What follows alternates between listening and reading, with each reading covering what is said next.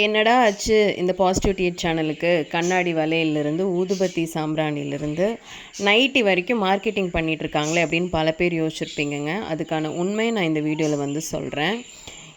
எத்தனையோ சப்ஸ்கிரைபர்ஸ், அதுக்கு முன்னாடி நான் சொல்லிடுறேன், என்னை வளர்த்து விட்டது என்னோடய சப்ஸ்கிரைபர்ஸ் தான்.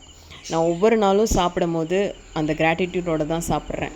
அப்போ அவங்களுக்கு நம்ம எதாவது செய்யணுமே திரும்ப அப்படின்னு யோசிக்கும் போது தான் நல்ல நல்ல ப்ராடக்ட்ஸை மேனுஃபேக்சர் பண்ணுற நம்மளோட சப்ஸ்கிரைபர்ஸ்க்கு நம்மளால் முடிஞ்ச ஒரு மார்க்கெட்டிங் பிளாட்ஃபார்ம் ஏற்படுத்தி கொடுக்கலாம் அப்படின்னு சொல்லிட்டு நான் நினச்சி கூட பார்க்கலங்க. அந்த மாதிரி தேடி எடுத்து கிட்டத்தட்ட ஒரு 60+ மேனுஃபேக்சரர்ஸ் எங்களை ரீச் பண்ணாங்க, நம்மளோட சப்ஸ்கிரைபர்ஸ். அதில் ப்ராப்பராக லைசன்ஸ் எடுத்திருக்காங்களா, அவங்க தான் ஓன் மேனுஃபேக்சரராக இருக்காங்களா, அதை அவங்க வந்து எப்படி பண்ணுறாங்க, அவங்களோட மேக்கிங் வீடியோ என்ன, உண்மையாகவே அவங்க தான் வந்து மேனுஃபேக்சர் பண்ணுறாங்களான்னு பல விஷயங்களை வந்து வெயிட் பண்ணி பார்த்தேன். அது மட்டும் இல்லாமல் காமனான சில விஷயங்கள், இப்போ இந்த தொக்கு, மில்லட் சத்து மாவு, அது இதுன்னு சொல்லிட்டு காமனான சில விஷயங்களோட பல பேர் என்னை வந்து ரீச் பண்ணாங்க.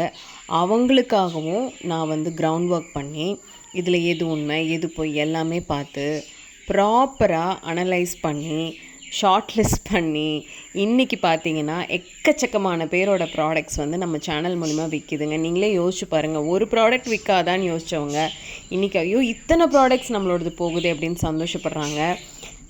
இது எல்லாமே வந்து இந்த நன்றி மறுபடியுமே நான் என்னோடய சப்ஸ்கிரைபர்ஸ்க்கு தாங்க கொடுப்பேன்.